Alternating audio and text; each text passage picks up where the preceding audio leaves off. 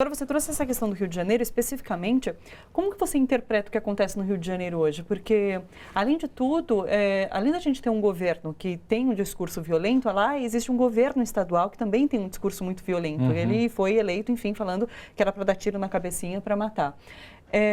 Além disso, teve a federalização da segurança pública ali, que foi bem naquele período em que Marielle foi morta, inclusive. Ou seja, parece que não adiantou muita coisa. Como que você vê a situação do Rio de Janeiro especificamente hoje? O Rio de Janeiro vive um momento muito triste, né? Eu acho que, enfim, talvez é a alma do Brasil. Eu acho isso tudo muito triste, sem dúvida, para o Brasil inteiro, né? Esse momento que os cariocas e os fluminenses estão vivendo. É quase um surto coletivo, né? Ter escolhido um governador praticamente psicopata. Você vê que ele tem problemas cognitivos muito sérios, né? Irresponsável, faz apologia ao crime praticamente diariamente, né?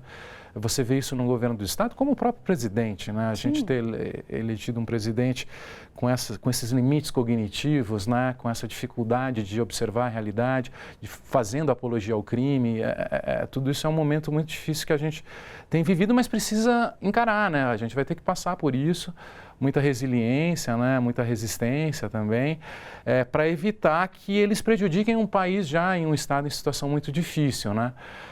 Então... Porque parece que fica claro que no Rio de Janeiro as milícias tomaram boa parte dos territórios, mas não me parece que o governo de alguma forma tem enfrentado essas milícias e não sei nem se existe vontade de enfrentar essas milícias. Você tem uma espécie de terceirização e um cinismo, uma certa tolerância a esse tipo de controle armado, como se fosse possível terceirizar o controle de comunidades para esses grupos armados que, de alguma forma, têm uma certa... você trabalha uma certa ideologia semelhante, né? Que é a ordem violenta, a defesa de uma ordem violenta, ao mesmo tempo consegue votos para os candidatos, né? As milícias, eles têm uma capacidade de determinar os candidatos que são eleitos, eles têm uma força, pela força, têm uma capacidade de... E você tem, durante muito tempo, esse medo da população do Rio, né? Em decorrência até do problema do narcotráfico, das facções e das disputas históricas das facções. Ao mesmo tempo, você tem uma polícia que acabou se comprometendo com o dinheiro do crime, né, durante muito tempo. Algumas fontes foram escasseando, eles foram descobrindo formas de produzir dinheiro eles próprios. E foi se consolidando e se fortalecendo e virando o grande referencial de poder no Estado, né?